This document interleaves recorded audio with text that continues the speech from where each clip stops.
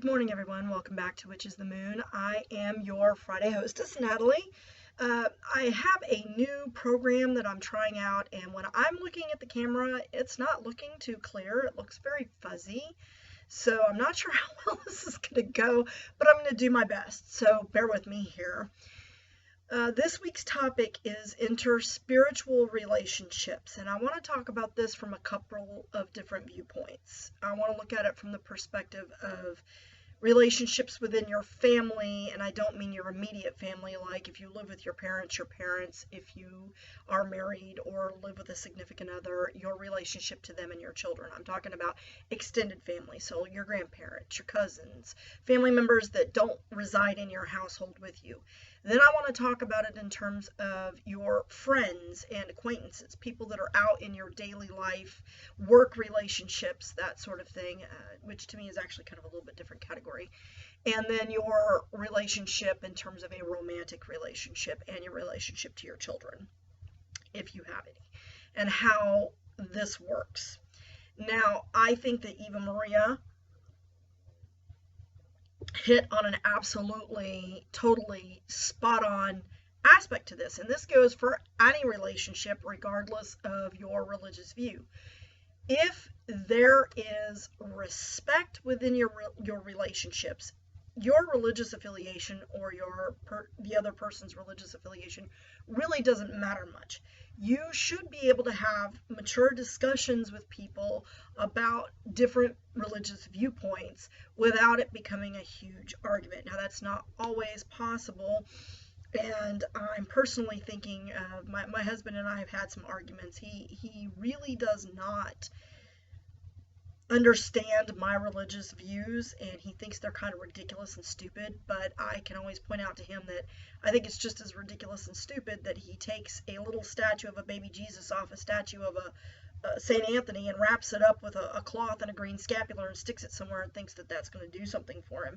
I don't see how that's any more ridiculous than my believing that spirit exists and deity exists within everything that's created on this earth: rocks, trees, animals, people, etc., etc.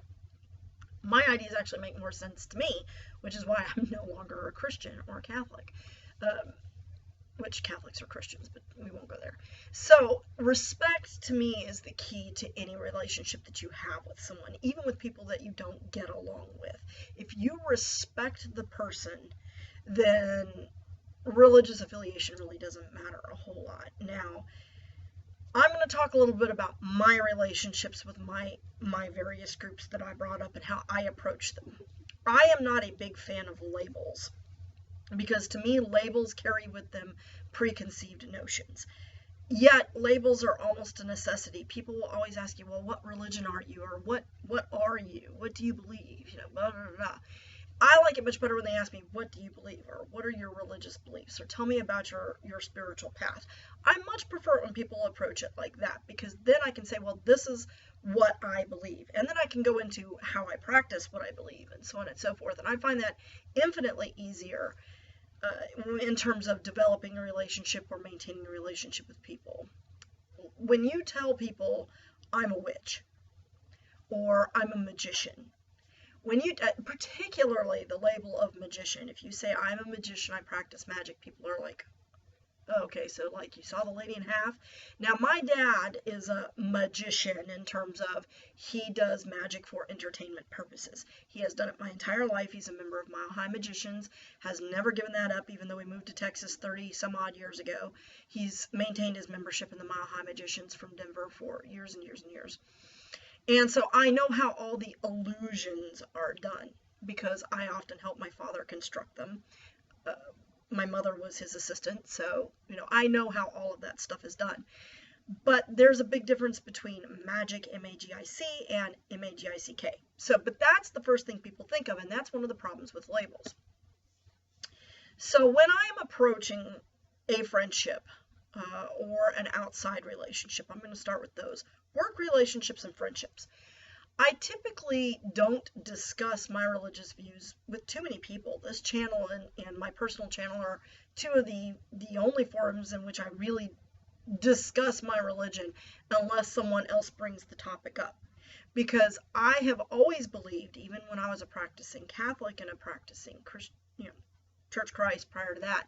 I didn't believe in having to go out and preach my religion. I believed that the way I live my life tells people everything they need to know about me and my religious path. Now, if they ask me a specific question, then I will be happy to answer it to the best of my ability.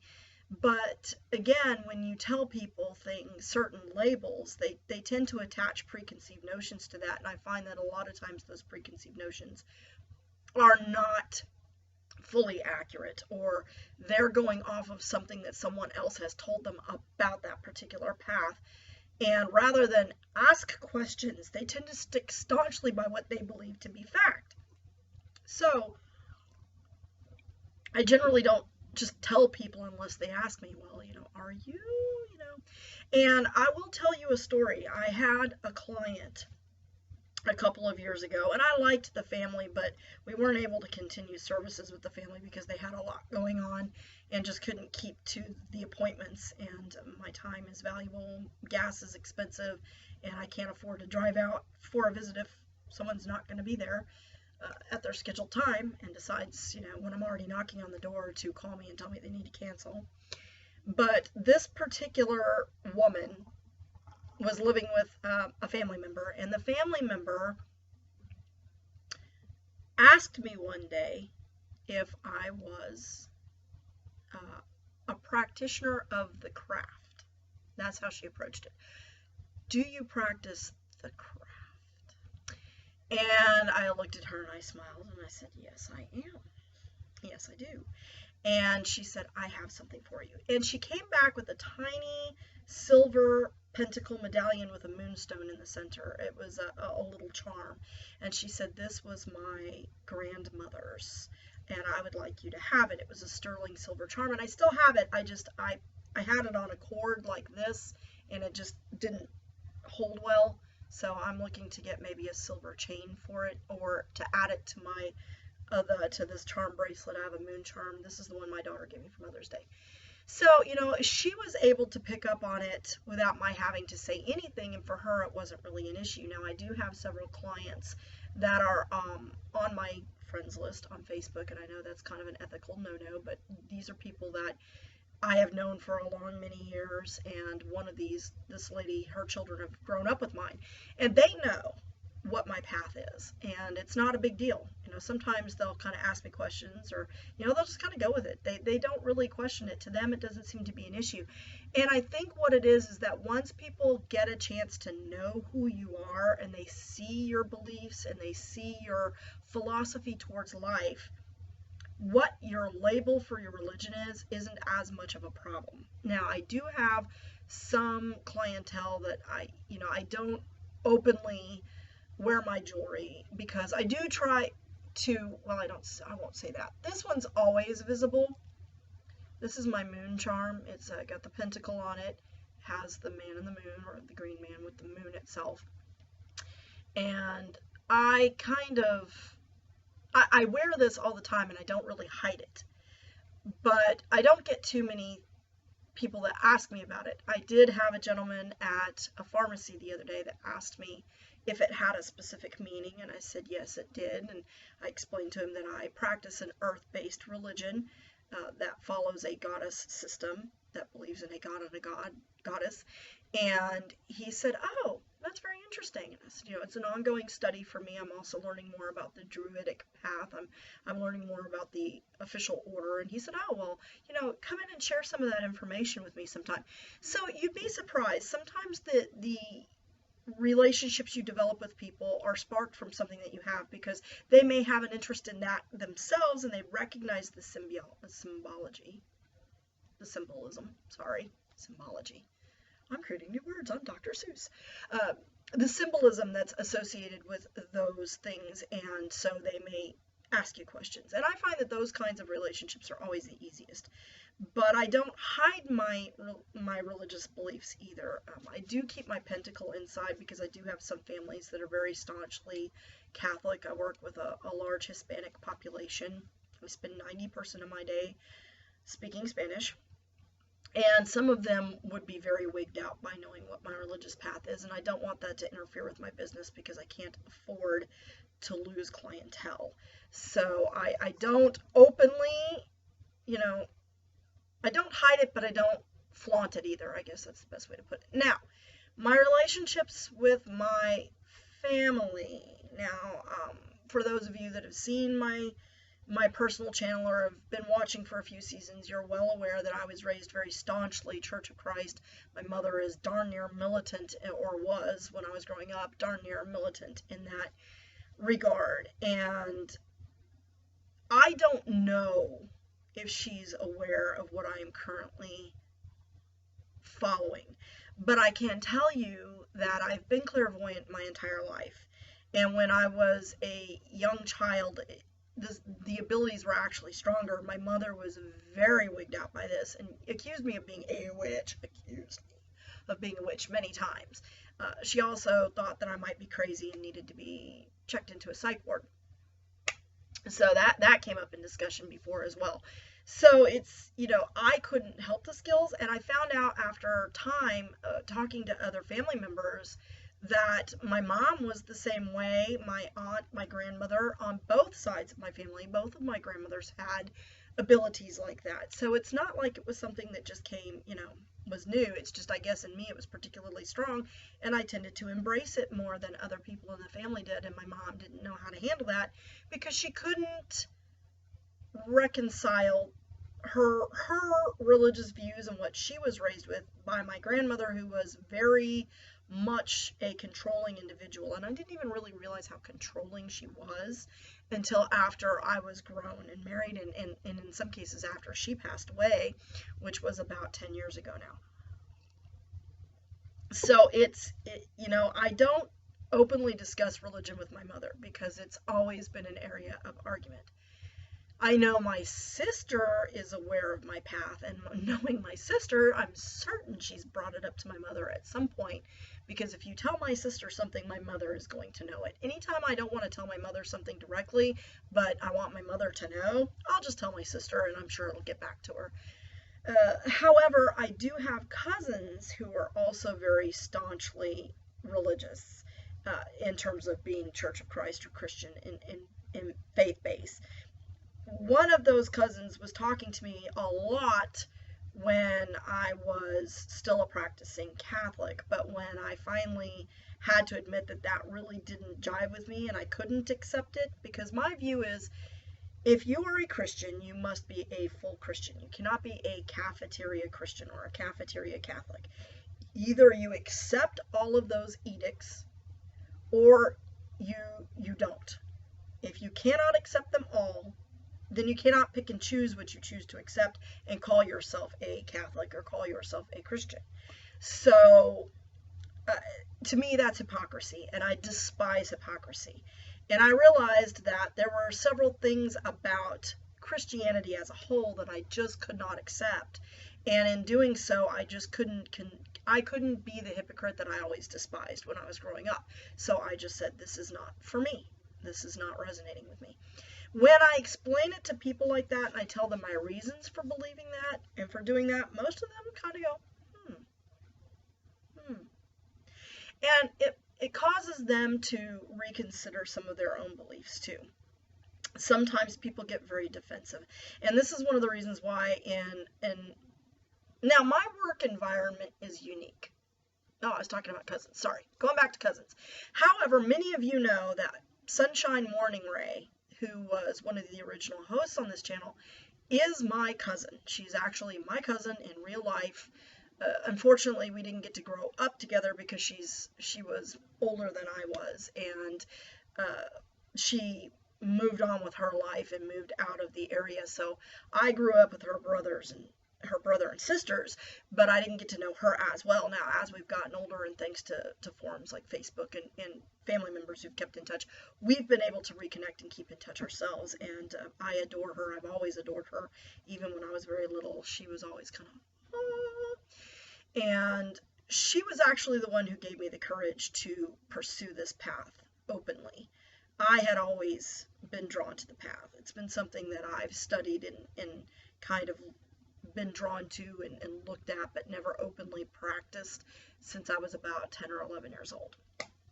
And I find that that's a typical age for people in this craft. Either you were raised in it, or by about age of 10 or 11, somewhere in your late preteens to early teens, you discover it and you find that it calls to you and you stick with it.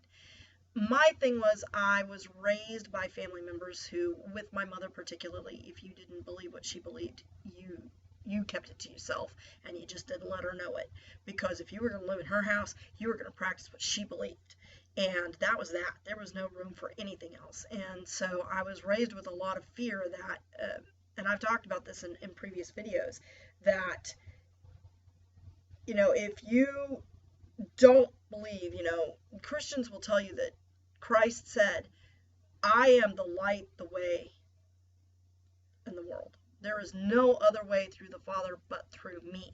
So if you don't follow the Christian path, you're going to hell. And I know I've talked about that, and my mother was very much like that. So religion is just not something I discuss with her at all. And I have found that my father, he doesn't give two sheets in the wind what I'm doing, frankly. My father's always been very emotionally absent in my life, except when I was very, very little.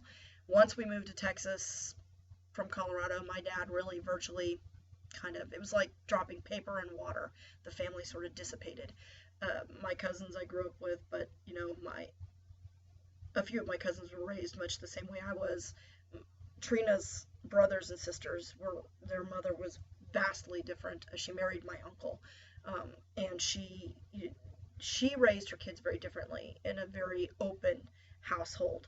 And so I was always very drawn to my Aunt Carolyn, because she seemed to get me in ways that the rest of my family didn't. So it was a little devastating for me when my uncle and aunt divorced, because I was cut off from contact with my Aunt Carolyn, and you know, that was Sunshine's mother, and she's, you know, she was a very open and kind of non-judgmental type person.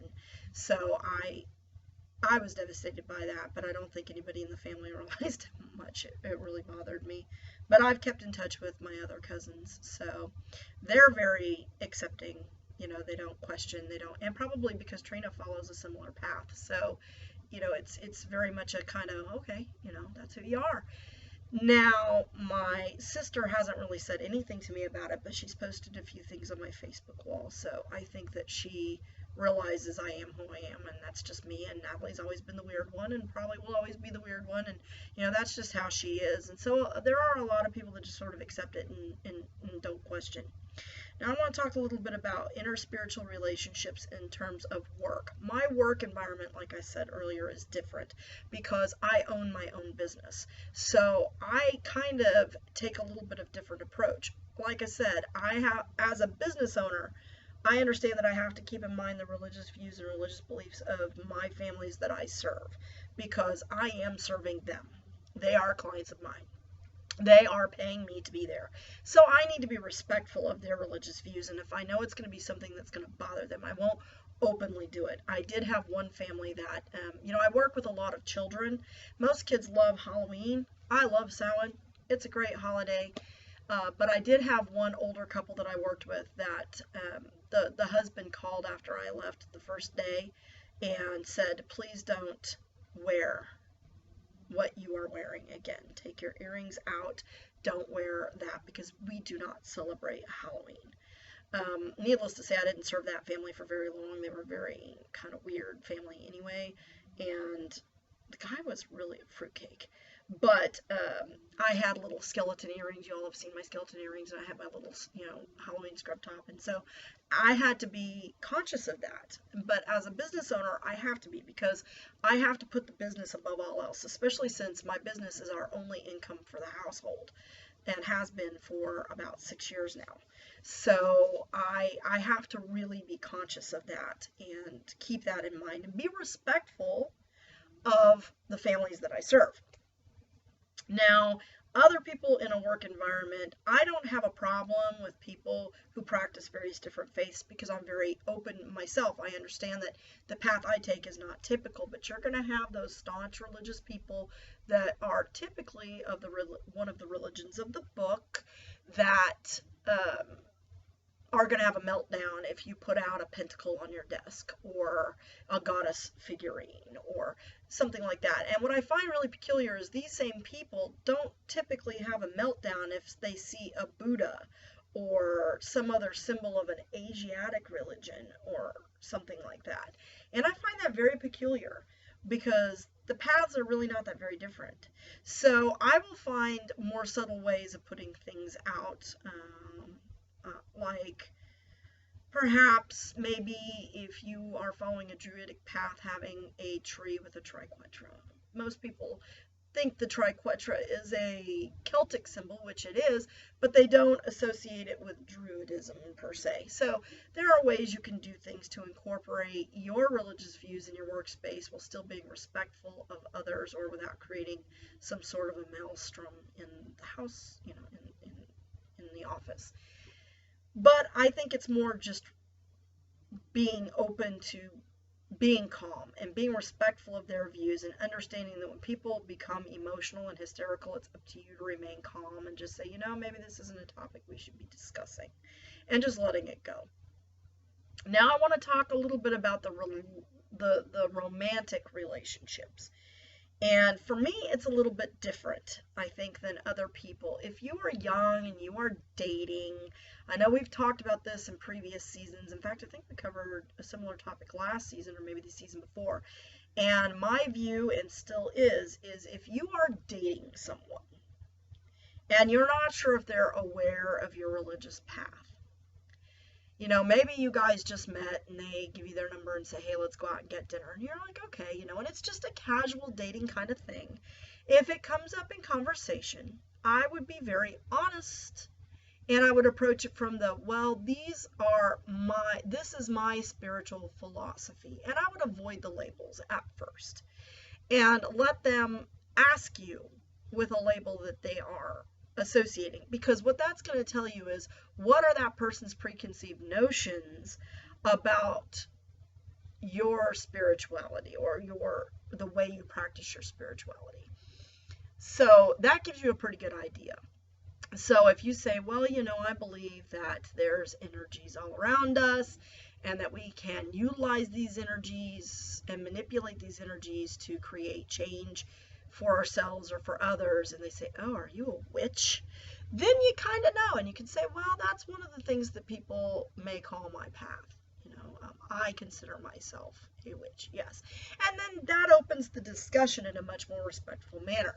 Now, how soon do I think you should tell someone about your religious path? Well, to me, that depends on how serious you are about the individual and how serious they are about you. If it's your first date, I wouldn't go, hey, I'm a witch, necessarily, unless you think they're going to be open to that or unless you feel it's necessary. It might be a good idea to kind of get a feel for what that person's religious views are and so forth. But that's typically something I find comes up much later in discussions as you get to know the person a little bit more. I think once you can tell that the relationship is turning serious or that you're developing real feelings for this person and you think that they may be developing more serious feelings towards you, you can definitely tell there's a deepening of the relationship. You need to sit down and say, hey, look, I think we need to sit down and talk about our spiritual paths, because it is very difficult to have a strong and serious relationship with someone who has ideas that are diametrically opposed to yours. And that's going to lead me into a little bit of a discussion about my relationship currently with my husband. Now, my husband and I have been married for 22 years. We just had our 22nd anniversary last week over spring break on the 18th. And our marriage has always been an up and down, up and down, up and down, up and down kind of relationship, filled with lots of sprightly discussions, I guess you would say. My children say, arguing and yelling. We often have vastly different interpretations of people's actions, ways of doing things. We're both very strong people with very strong personalities, and we often hit heads. But we love each other, and we have children, we are committed to one another. And I think that's a really key point, because I think a lot of times people enter into marriage without really understanding commitment. And I'm not saying that if you are in a marriage that is abusive mentally, physically, or emotionally, that you should stay in that marriage because you're committed to it. Obviously, you need to remove yourself from a harmful situation. But I have seen a lot of people that when they start to hit heads on something, even something that's a very serious matter, rather than sitting down and discussing it, they just say, you know what, I just can't live with you, and they divorce. And that's very detrimental to children in the relationship. Although children are quite resilient, my PhD that I'm working towards is in child development, and I've seen so many studies that show that the outcomes for kids of divorced families are not always the best in terms of how their future relationships turn out, because once that's an option, it's always an option. And I come from a background where I was taught that when you enter into marriage, it is a lifelong contract. Now, obviously, you know, that's ingrained in me, and that's me, and that doesn't mean that that's right for you. And like I said, if you're in an abusive relationship, certainly you need to either put a stop to that, or you need to remove yourself from the situation. But I have undergone a lot within the 22 years of my marriage, and certainly the first, especially 14 years of it, were very difficult. And a lot of people questioned why I stuck the marriage out, and it was mostly because I had children, and I was committed to my relationship, and part of it was because I didn't want to admit that I'd failed or made a mistake in any way. So, you know, there's various different reasons, but I found that things tend to smooth themselves over time. And you know, my religious path is vastly different from what I was raised with, and vastly different with what the philosophies that I was trying to hold when my husband and I married. And when my husband and I married, he was raised Catholic, but he practiced, like, he would go to mass periodically, sometimes even weekly, but his heart really wasn't in it. There were things about it that he just didn't agree with. He thought the church itself was pretty corrupt, you know. And so, again, it's one of those things where it's kind of like, well, he was raised with it, and like it or not, there's always that element of fear that there is only one right way to do it. And that's what all Christians are raised to believe, is that there is only one path. And so when I came out of the broom closet, so to speak, and I said, you know what, this is a path that really makes sense to me. At first it was kind of, that's cute, you know, you want to be a witch, it's cute, which annoyed me because the term cute automatically diminuates something. It implies that it is childish, and that it is amusing, and that it's not something to be taken seriously. And I take exception to that. Cute is not a term that I like at all in any way associated with myself. And so I tried to just kind of ignore it. And I think as time went on and I did more reading and more studying, then I became obsessed with it. And it was no longer a healthy thing or cute. And so he started to buck against my path, and this created a lot of problem. And he told me at one point, you know, this is going to be the reason we get divorced. And I said, if this is going to be the reason we're going to get divorced, you better hire an attorney right now, and I already have one. And so, of course, then he steps back, and now it's kind of like he's bipolar with it. There are days where he kind of doesn't say much about it, and there are times when he kind of rolls his eyes about it. He hates the smell of my incense. He doesn't like me burning candles. He's an absolute paranoid about candles, has always hated them. So, you know, at first, when he got me my altar table, and when he, you know, I agreed to do my rituals and my workings in the garage because it's got a cement floor, and I was more comfortable doing that because I didn't want to take any risks of dropping anything or catching anything on fire. Because I certainly don't want to put my family at risk. I want to be responsible about the way that I practice my faith. But he was kind enough to even get me a fire extinguisher that I could have readily at hand. And he would come out and he would watch me do my ritual, which kind of unnerved me. I like being solitary because to me my religion is very deeply personal, and I don't like people watching what I do necessarily, which is why I'm not part of a coven. I'm just, to me, my relationship with deity is very personal, and my ritual is very personal to me. Plus, I work skyclad, so it's kind of uncomfortable to have somebody staring at you. So even my spouse. But I didn't really like it because he was always kind of smiling and it seemed like he was mocking me, and I didn't care for that. Now, about a year and a half ago, he did make a comment that really set me off, and I think he realized that that's when I was very serious about this path and that it is part of who I am. And now he just kind of smirked about, oh, you think rocks and trees have energy? Yeah, they do.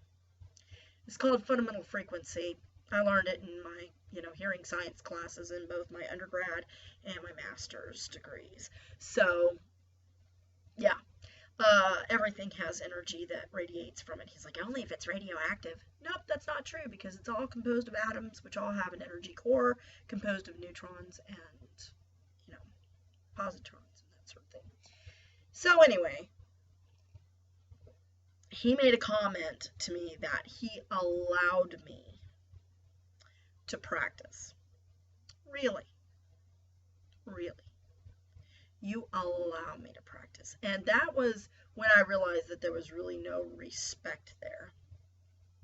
And so over time, at the time I just kind of went, oh, really? You allow me to, like a child, huh? So I'm your child. You allow me to practice. How very generous of you. Sort of like I allow you to be a cafeteria Catholic, right? Which he took offense to. But I kind of pointed out that, he was picking and choosing what he wanted to follow too, and if it's okay for him to pick and choose what he wants to do, then certainly I have a right to choose a path that feels right for me. And when I presented that way, it kind of shut him up. And he's never made that comment again since. I don't openly do crafting or working or readings if I'm doing a tarot reading for a client when he is around, because I don't like him ridiculing me, and I don't like him looking askance at me.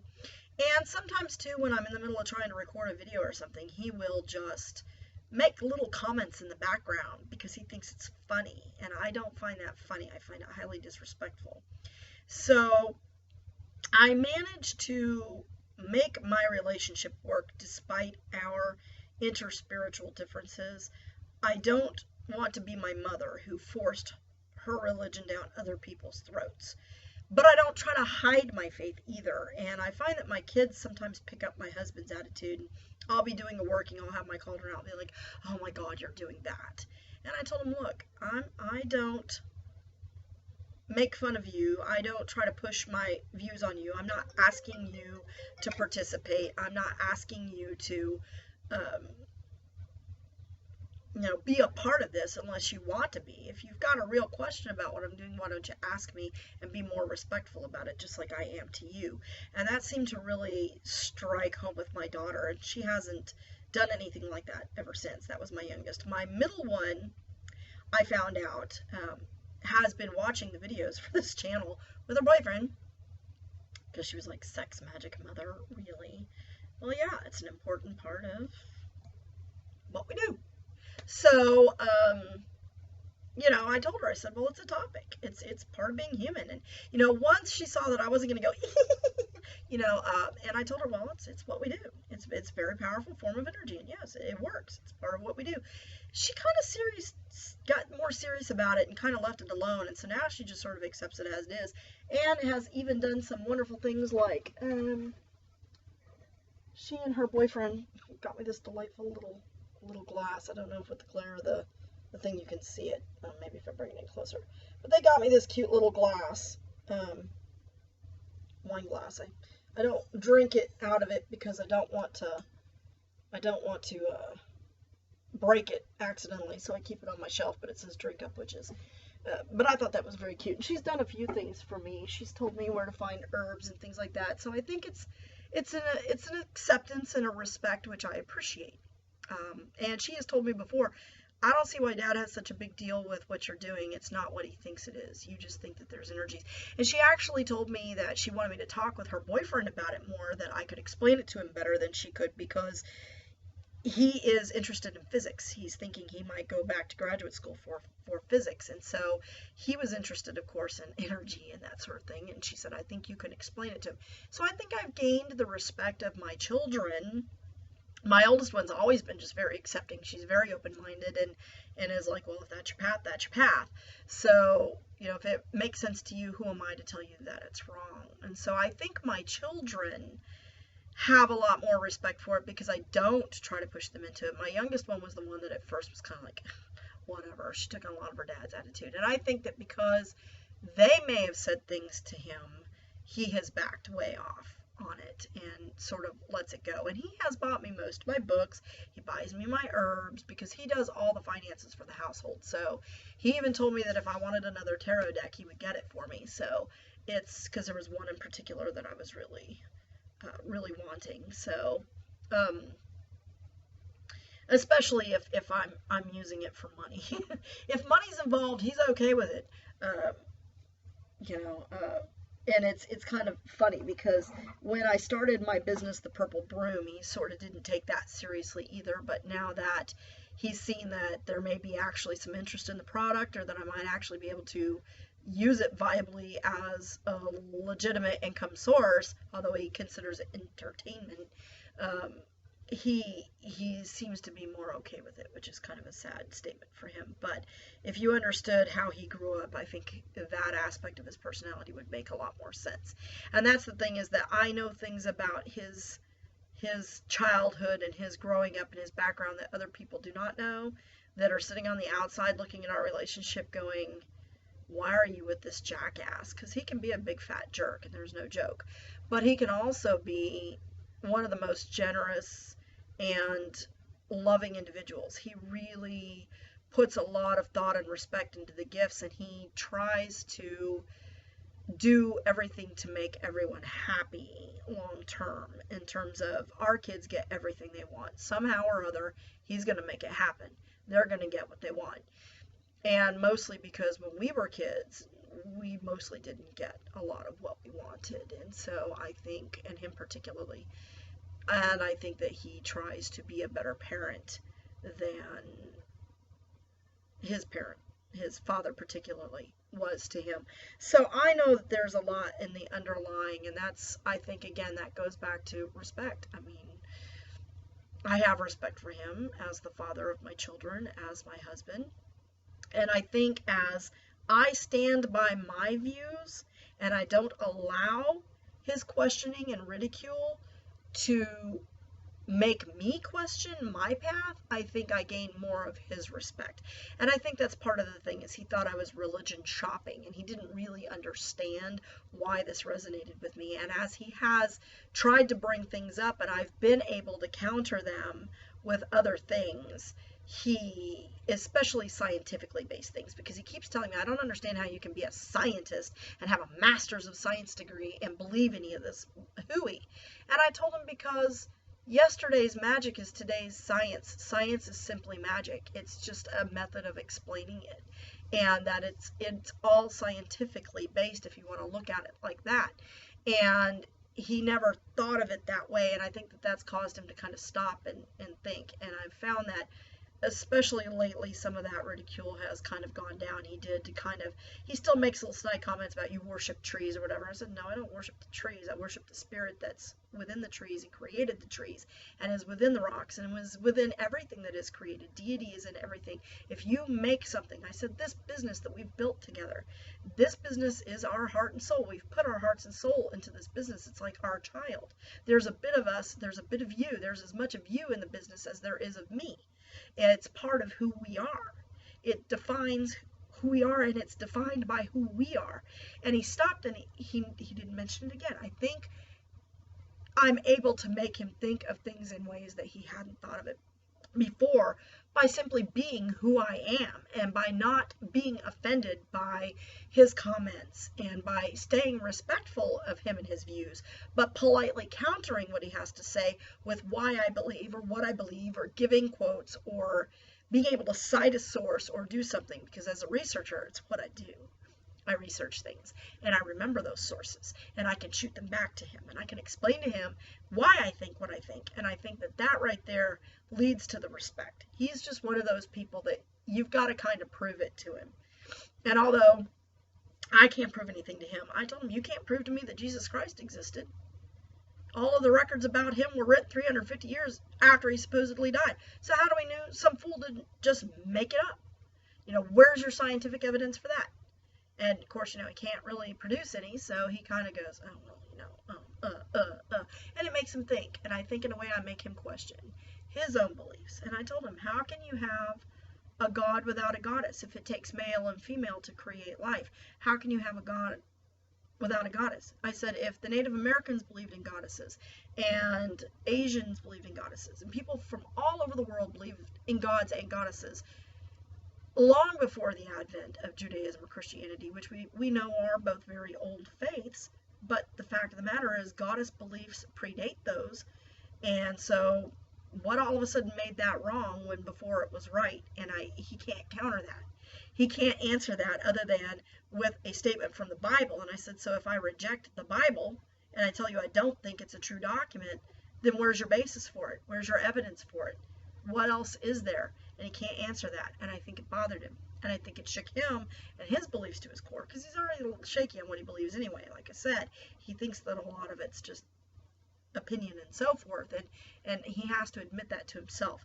And anytime that you cause someone to question their own faith, you are going to meet with hostility and resistance. So if you can remain calm and be respectful of them while standing by what you believe and showing what you believe, you don't have to attack them, and you don't have to attack their beliefs. They don't have to attack yours. It's going to cause them to go, And they might attack you out of defense for themselves, but keeping in mind that that's their own fear is going to allow you to remain calm and respectful. And as long as you stay above it, I think that you're going to gain their respect in the ultimate, even if they don't ever actually agree with your beliefs. And I think that that's what's happened in my spiritual faith. So again, coming full circle in the video, it comes down to respect. Your level of respect for yourself, your level of respect for the other individual with whom you are developing a relationship, regardless of what type of relationship it is. As long as you remain respectful and show them respect, and you expect respect for your beliefs, I believe that that will be the basis of a good, strong relationship. And there may be times when you just have to say, this relationship just isn't going to work. I've grown away from you, you've grown away from me, or we just see so vastly different that if we're going to maintain a relationship, we need to agree to disagree and just not discuss it. And that's my view on dealing with interspiritual relationships. If you have any questions or comments, please feel free to leave them below. And again, as always, many bright blessings.